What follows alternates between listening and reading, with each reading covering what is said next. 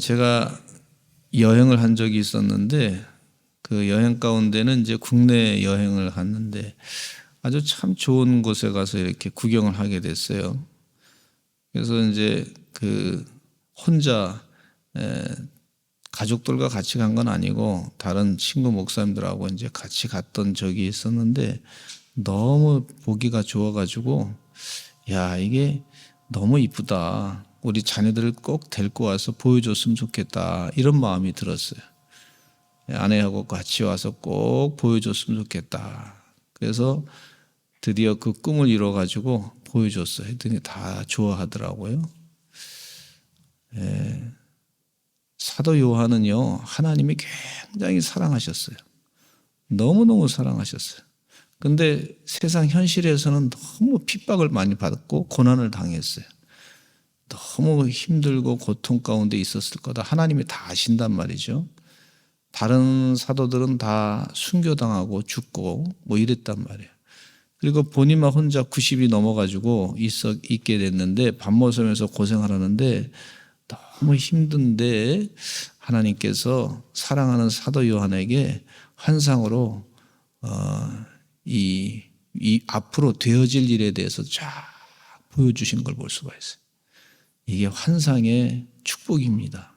얼마나 큰 축복인지 몰라요. 너무 힘들었어요. 혼자 외롭게 무거운 짐을 잔뜩 지고 짐이 많았어요.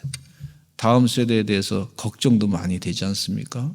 뭐 순교자들은 계속 나가고 있는데 많은 사람들이 죽어가고 있고 핍박당하고 고통당하고 있는데 아마 스트레스를 엄청 받았을 거라 생각합니다. 무수한 짐을 지고 있었을 거다 생각하는데 너무너무 힘들었던 그 사도 요한에게 인간적으로 보면 굉장히 힘들었을 텐데 하나님께서 너무 사랑하시니까 그러니까 환상으로 이 요한계시록의 말씀을 보여주신 걸 볼 수가 있어요. 여러분 주의 은혜 가운데 우리 사랑하는 성도님들이 이곳에 와서 이렇게 예배 드리시는데 제가 가능하면 이 사도 요한이 봤던 환상을 한번 잘 이렇게 그림을 그려가지고 보여줬으면 좋겠는데 그림 실력은 안 되고 그냥 말로 이렇게 하는데 하여튼 성경 보시면서 성령 충만해서 이 하나님이 주신 환상을 또 체험하시기를 간절히 축원합니다. 그 환상을 하나님이 보여주실 때가 있어요.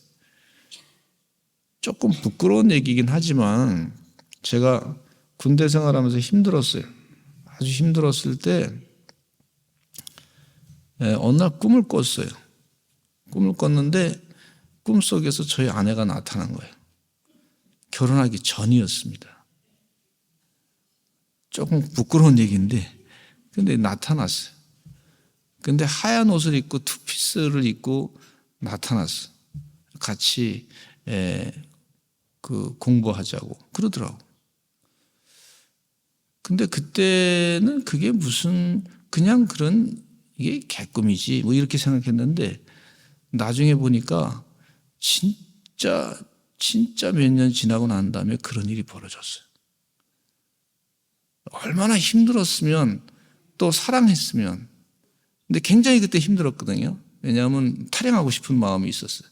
어머니는 혼자 집에 계시고 생활은 상당히 어려우시고 도와드려야 되는데 답답한 마음이 있잖아요. 뭔가 해결 안 되는 답답한 마음을 가지고 있고 아프시다는 또 얘기 듣고 그리고 누님이 계셨지만 누님이 뭐 도와줄 형편도 안 되고 그러니까 굉장히 혼자 이거 어떻게 해야 되나 굉장히 답답한 마음 가운데 막 탈영하고 싶은 그런 마음이 있었는데 어느 순간에 갑자기 이제 하나님께서 저희 아내를 보여주시면서 그러면서 제가 의가서 제대 신청을 했는데 의가서 제대 신청하고 그날 의가서 제대가 이제 됐으니까 당시 한 달 있다가 군대를 제대할 겁니다라는 통보를 받은 날이에요. 그다음 그 꿈 꾸고 바로 나서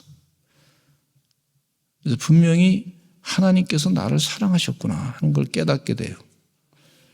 굉장히 힘들었고 현실적으로는 너무너무 마음이 무거웠고 무거운 짐이 있었고 뭔가 해결해야 되는데 안 됐을 때, 무거운 짐을 나 홀로 지고 견디다 못해 쓰러질 때, 무거운 짐을 나 홀로 지고 견디다 못해 쓰러질 때 불쌍히 여겨 구원해 주리 은혜의 주님 오직 예수.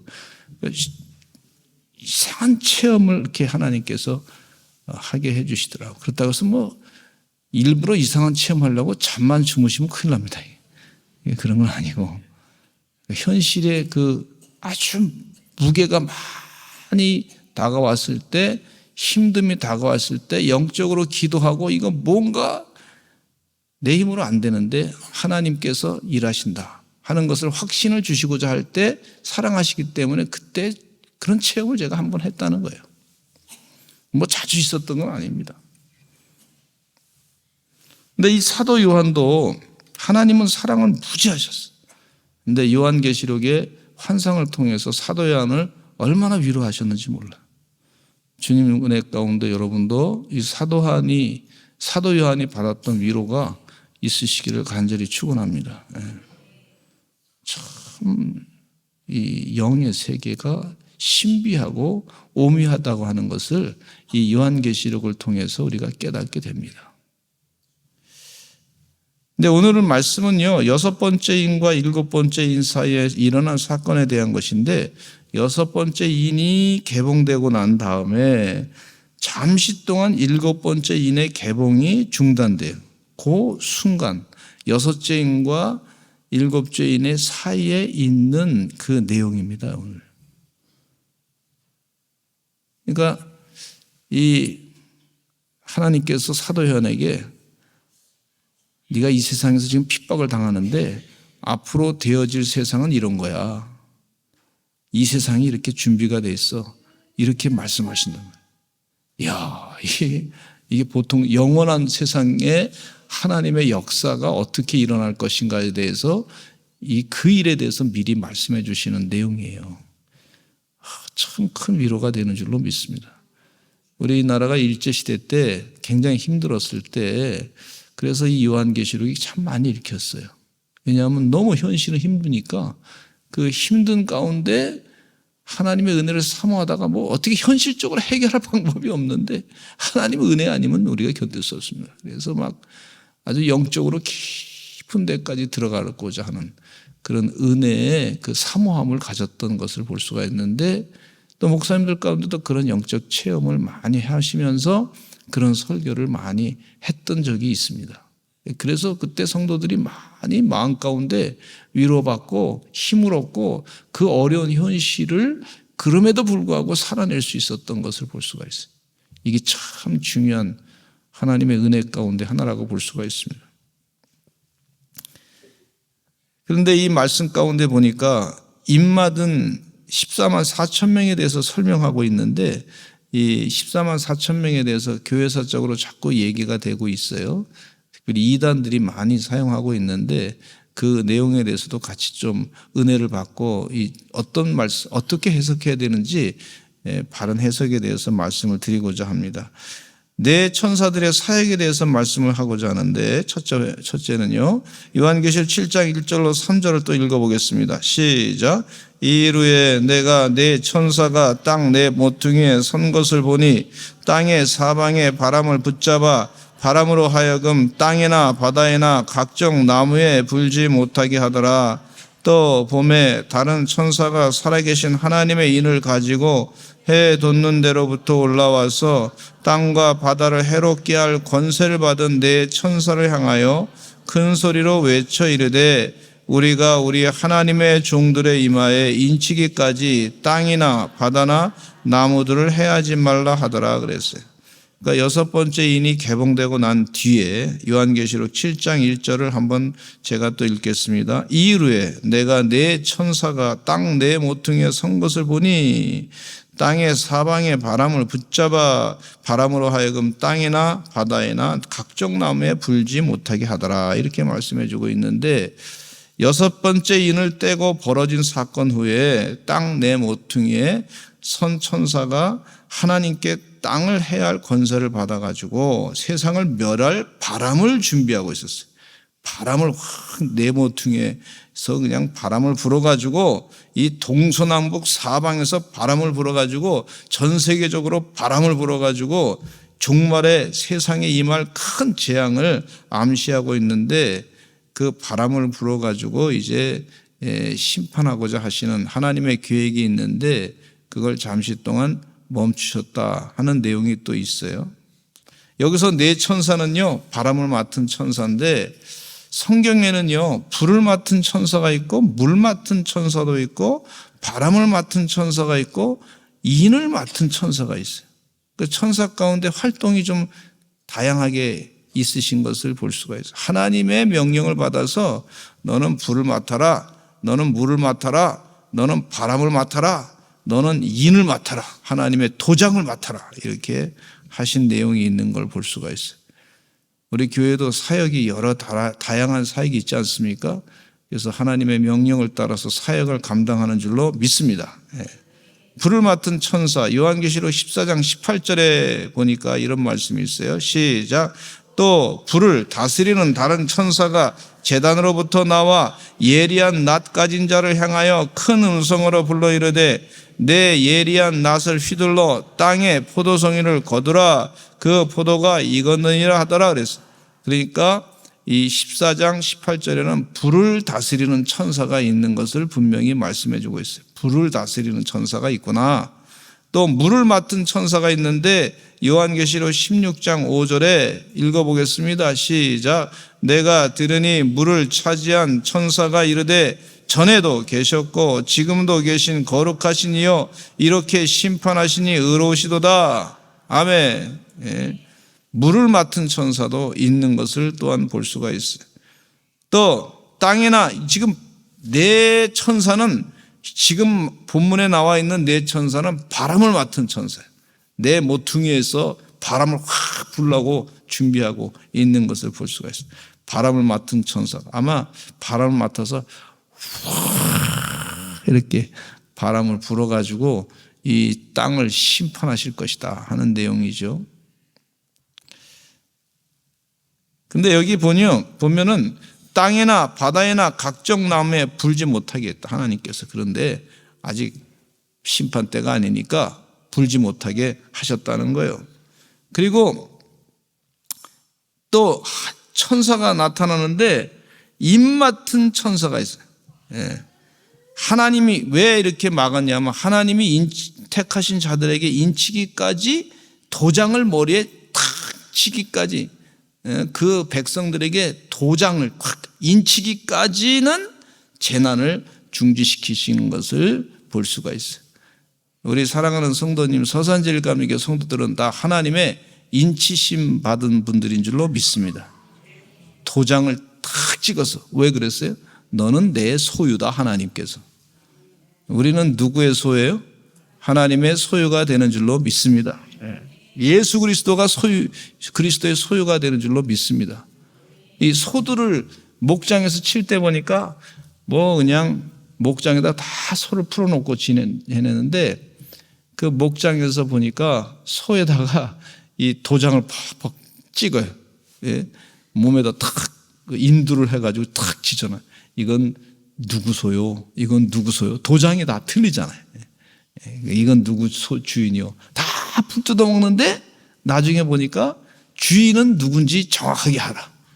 하나님께서도 마찬가지로 우리가 예수님을 믿고 예수 그리스도가 나의 구세주시나를 믿고 그랬을 때 우리 주님께서 우리에게 도장을 팍 찍어주세요. 세상에 사람들 많이 있지만, 사람들 많이 있어, 무리가 많이 있지만 하나님의 도장을 탁 찍은, 인침받은 주의 종들인 줄로 믿습니다. 이 천사가 그렇게 다니면서 막 도장을 찍고, 그 이후에 네 천사가, 바람을 맡은 천사가 이제 심판하겠다 하는 내용입니다. 에베소 1장 13절에 읽어보겠습니다. 시작.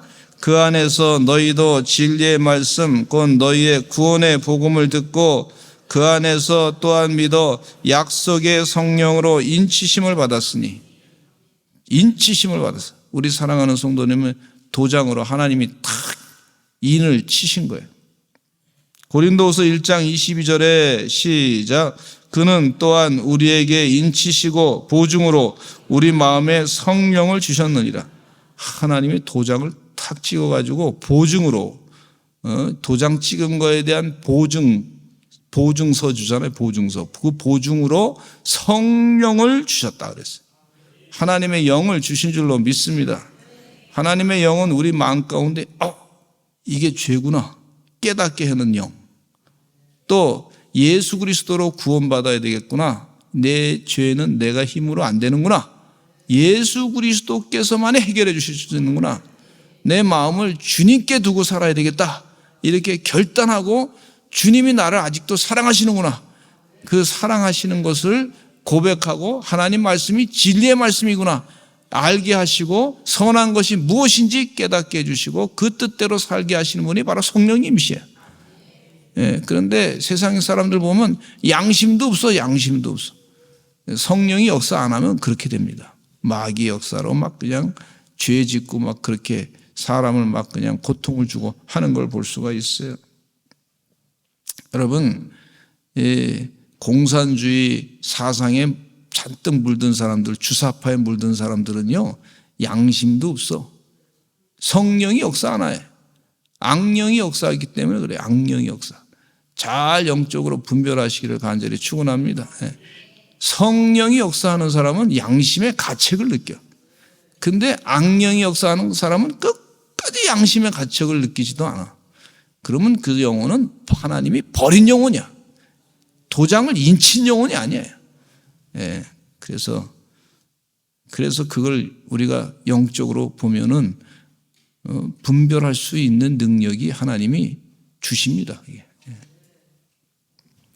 요한계시록 13장 6절 보면 이런 말씀이 있어요. 시작. 그가 모든 자 곧 작은 자나 큰 자나 부자나 가난한 자나 자유인이나 종들에게 그 어두선에나 이마에 표를 받게 하고, 이마에 표를 받게 한다 그랬어요.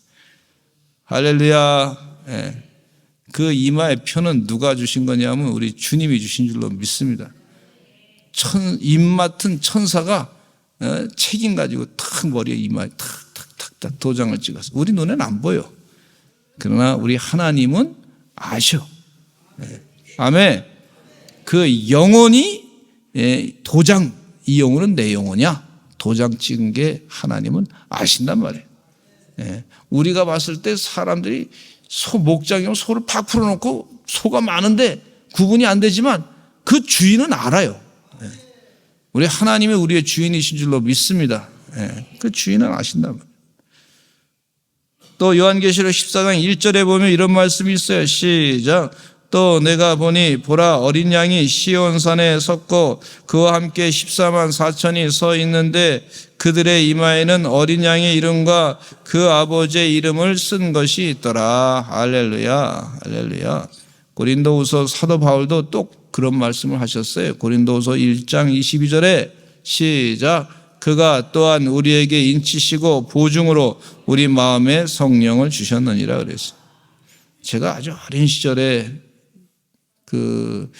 우리 동네에 사셨던 권사님이 한 분 계셨는데, 이 여자 권사님이신데 참 기도 많이 하신 분이에요. 기도 많이 하시고 아주 은혜가 충만하신 분이시고 영적으로 참 아주 맑은 영혼 갖고 계신 분이신데, 근데 이분이 참 교회에 헌신하고 충성하고 봉사했는데 그 자녀가 말이죠. 자녀가 제가 10대 때 그 자녀가 어디 갔는지 몰라.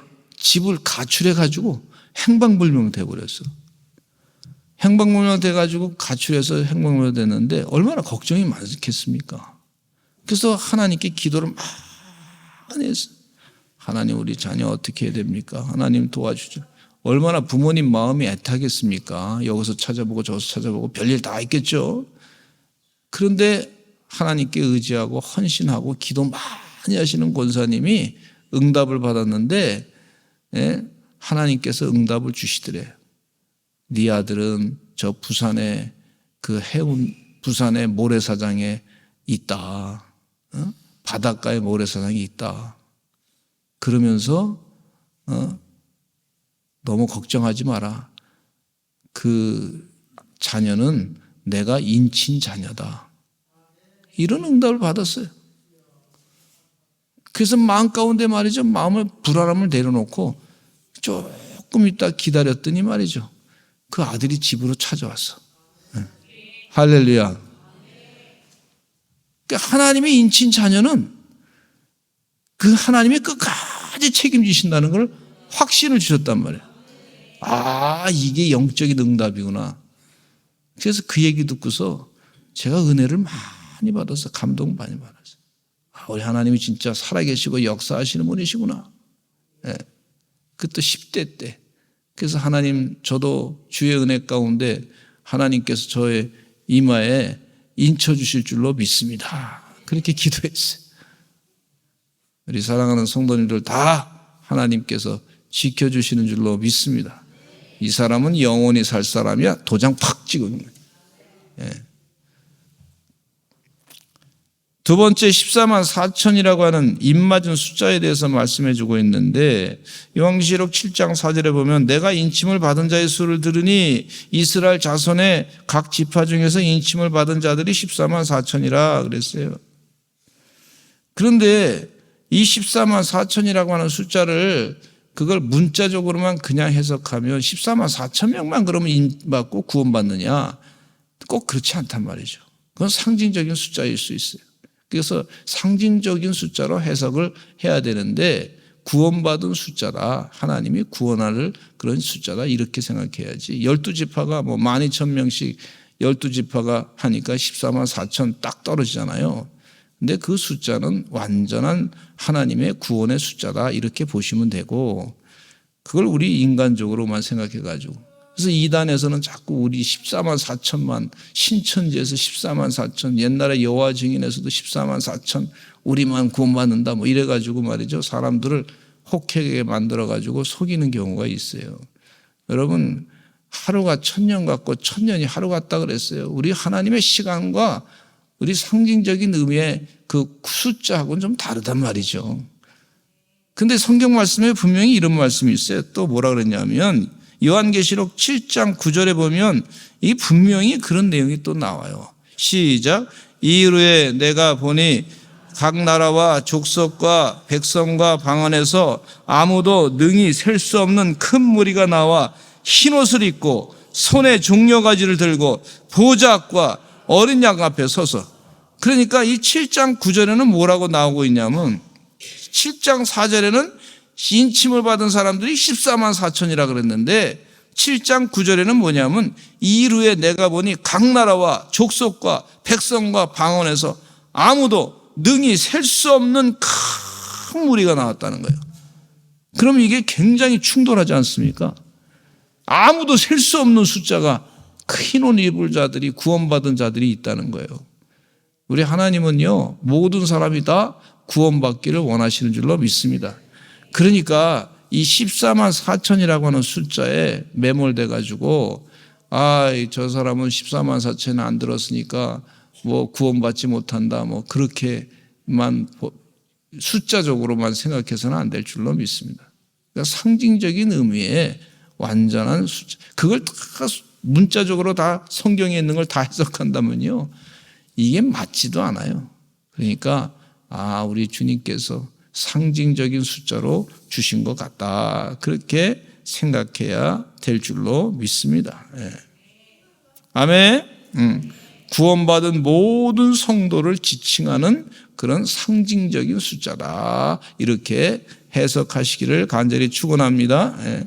그 666이라고 하는 숫자도 말이죠. 666이라는 숫자도 그 상징적인 숫자지 완전수가 777이잖아요. 그 부족한 것이 666이다. 마귀의 숫자라고 그렇게 말씀하고 있는데 그럼 666이 다 숫자에서 말해 666 그러면 다 빼면 6자 다 빼버린다. 빼면 666은 세다가 다 빼버리면 그러면 되겠습니까? 그게 아니잖아요. 그러니까 우리가 여기에 상징적인 의미의 숫자가 있구나 하는 것을 성경 말씀에서 말씀한 것을 우리가 이해해야 될 줄로 믿습니다. 다시 한번 요한계시록 7장 9절 한번 읽어보실까요? 다시 한번 읽어보겠습니다. 시작. 이후에 내가 보니 각 나라와 족속과 백성과 방언에서 아무도 능히 셀 수 없는 큰 무리가 나와 흰옷을 입고 손에 종려가지를 들고 보좌 앞과 어린 양 앞에 서서 이분들이 다 흰옷 입은 자들로서 구원받은 자들인 줄로 믿습니다. 아무도 셀 수 없는 정도의 숫자, 엄청나게 많은 숫자가 거기에 구원받은 숫자로 있다. 그렇게 말씀해요. 그중에 우리 서산제일감리교 성도들이 다 동참하게 될 줄로 믿습니다. 할렐루야. 세 번째 흰옷 입은 무리들에 대해서 말씀해 주고 있는데 요한은 흰옷 입은 큰 무리를 보고 있어요. 본인이 보니까 혼자인 줄 알았는데 세상에 흰옷 입은 무리들이 그냥 구원받은 무리가 그냥 셀 수도 없이 엄청나게 많은 거예요. 혼자인 줄 알았는데 바알에게 무릎 꿇지 않은 7천의 용사를 하나님이 남겨주셨다는데 그것뿐만 아니라 그냥 셀 수 없는 이 구원받은 숫자가 쫙 눈에 보이는 거예요. 예? 엘리사의 그 몸종이었던 게하시가 말이죠. 천군 천사가 이 다른 나라가 아람 군대가 쳐들어왔을 때 그거 숫자보다 더 많은 천군 천사가 쫙 영안이 띄어서 보는 것처럼 이 사도 요한이 이야 흰옷 입은 구원받은 숫자가 이렇게 하나님이 많게 보이시는구나. 얼마나 힘이 났겠어요. 힘이 났겠어요. 할렐루야. 예? 힘이 나 힘. 야, 하나님이 그렇게 위로해 주시는 걸 볼 수가 있어요. 아멘. 네. 엄청나게 많은 사람을 준비해 주시겠다 그랬어요. 그렇게 구원받은 사람의 숫자가 이렇게 많다 그렇게 가르쳐주고 있으니 너무너무 기쁜 거예요. 우리 한번 요한계시록 19장 8절 읽어보겠습니다. 요한계시록 19장 8절 시작. 그에게 빛나고 깨끗한 세마포 옷을 입도록 허락하셨으니 이 세마포 옷은 성도들의 옳은 행실이로다 하더라. 세마포 옷은 성도들의 옳은 행실이로다. 할렐루야. 성도들의 옳은 행실은 어떻게 해요? 죄가 있으면 회개하고 우리가 회개하는 게 옳은 행실 가운데 첫째라고 볼 수가 있어요. 내가 회개해야 되겠다. 그리고 말씀과 기도로 거룩해지는 생활을 하시면 될 줄로 믿습니다. 할렐루야. 그래서 그런 숫자가 얼마나 어마무시하게 많다. 어마무시. 어디 갔더니 음식점이 어마무시해. 그래서 음식점 어마무시해서 한번 가봤더니 별거 아니더라고요. 근데 하나님의 어마무시는 진짜 어마무시야. 할렐루야. 지금 이 사도 요한에게 그 환상을 보여주신 거예요. 힘들었을 때. 할렐루야. 주의 은혜 가운데 우리 사랑하는 성도님 가정 개인에게 하나님께서 필요할 때 이런 환상을 보여주십니다. 내가 살아있어. 너를 지금 그냥 두는 게 아니야. 하나님이 함께 하셔요. 그 사도 요한이 그렇게 고난당하고 핍박당했는데 지금은 전 세계에 예수 믿는 사람들이 몇만이냐면 몇만이 아니라 말이죠. 26억이나 돼요. 26억. 다 계산해 보니까 26억이 숫자가 작나요? 많나요? 별로 작아 보이시나 봐요. 여러분들이 하나님 마음이 크신가 봐요. 앞으로 한 50억 되고 70억 될 줄로 믿습니다. 더 많아질 줄로 믿습니다. 그런데 이 흰옷 입은 무리가 받을 복이 있어요. 네 번째가 흰옷 입은 무리가 받을 복. 그걸 한번 딱 표현해서. 이 흰옷 입은 무리가 받을 복이 뭐냐면요. 요한계시록 7장 15절에 이게 참 중요한 건데 시작. 그러므로 그들이 하나님의 보좌 앞에 있고 또 그의 성전에서 밤낮 하나님을 섬김에 보좌에 앉으시니가 그들 위에 장막을 치시리니 할렐루야. 이야, 흰옷 입을 사람들이 말이죠, 복을 받았는데 아주 값진 복인데 그게 뭐냐면 어린 양의 피로 구속함을 받은 자가 되고 이 특권이 있고 하나님 앞에 설 수 있는 담대한 은혜가 있는 것을 볼 수가 있어요. 하나님의 보좌 앞에 예배를 드리는 거예요. 할렐루야. 영원히 예배를 드리게 될 줄로 믿습니다. 여러분, 하나님의 성전에서 섬기는 것은 곧 예배 드리는 것인데, 예배 드리는 거예요. 예배. 이 흰옷 입을 사람들이 이 받을 복이 뭐냐면 하나님께 예배 드리는 거예요. 예배 드리는 거. 이게 복이에요. 복. 할렐루야. 여러분, 예배가 복이구나. 예배가 복이에요. 예배가 복. 예배 드리는 자의 복. 북한 땅에 가서 말이죠, 예배를 드리려고 해도 북한 땅에 예배 못 드려. 복이 없어서, 하나님 복이. 예배 복이 없어요. 일본 땅에 가서도 지금 우리 선교하러 가는데 어떤 분이 말이죠, 일본에 가가지고 주일날 예배 드리려고 교회를 찾다가 못 찾았대. 혼자 예배 드렸대. 그게요, 예배 복. 예배 드리는 게 복인 줄로 믿습니다. 아, 이게 복이구나.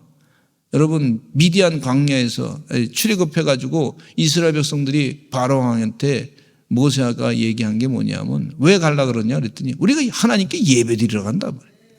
예배에 자유가 있다. 예배. 아, 이 큰 복이 있구나 하는 것을 깨닫고 예배 늘 참여하시기를 간절히 축원합니다. 모든 복은요, 예배를 통해서 이루어지는 걸 볼 수가 있어요. 할렐루야. 요한계시록 7장 16절에 보니까 이런 말씀이 있어요. 그리고 어떤 복을 주시냐면 힘을 주신다 그랬어요. 따라서 읽겠습니다. 시작. 그들이 다시는 줄이지도 아니하며 목마르지도 아니하고 해나 아무 뜨거운 기운에 상하지도 아니할 것이다. 이야, 이런 복을 하나님이 주신다 그랬어요. 할렐루야. 또 요한계시록 7장 17절에는 아주 풍요함이 있을 것이고 눈물을 다 씻어주실 것이고 위로해 주실 것이다 그랬어요. 요한계시록 7장 17절 읽겠습니다. 시작. 이는 보좌 가운데 계신 어린 양이 그들의 목자가 되사 생명수 샘으로 인도하시고 하나님께서 그들의 눈에서 모든 눈물을 씻어주실 것임이라. 아멘. 그들의 눈에서 모든 눈물을 하나님이 씻어주신다. 예, 내가 씻는 게 아니에요. 내가 울었다고 해서 내가 씻어야 또 화장하신 분들은 어떻게 또 씻다 잘못하면 또 더 화장이 번질 수 있는데 하나님이 씻어주셔. 그 마음의 상처까지 다 씻어줘. 눈물이 기쁨이 돼버려. 할렐루야. 그런 은혜가 있다는 거예요. 지금 이 사도연이 얼마나 외로웠겠습니까? 그런데 이 환상을 보면서 그런 은혜가 그냥 마음 가운데 확 멈춰 파노라마처럼 그렇게 넘치는 역사가 있게 된 줄로 믿습니다. 우리 모두 이 하나님의 은혜 가운데 큰 축복을 누리시기를 간절히 축원합니다. 기도하겠습니다. 주님 감사합니다. 흰옷 입은 무리, 구원받은 무리, 주의 은혜 가운데 우리 귀한 주의 서산제일 감리교회 성도들이 다 구원받은 자로서 하나님의 큰 축복을 누리며 영적인 전쟁에서 늘 승리하게 하여 주시옵소서. 참 현실은 살 때 보면 너무나 힘듭니다. 그러나 하나님께서 분명히 계획하신 것이 있는 줄로 믿습니다. 인침받은 자로서 하나님의 구원받은 자로서 승리하는 은혜의 삶이 되게 하여 주시옵소서. 예수 그리스도의 이름으로 기도드렸습니다. 아멘. 아멘.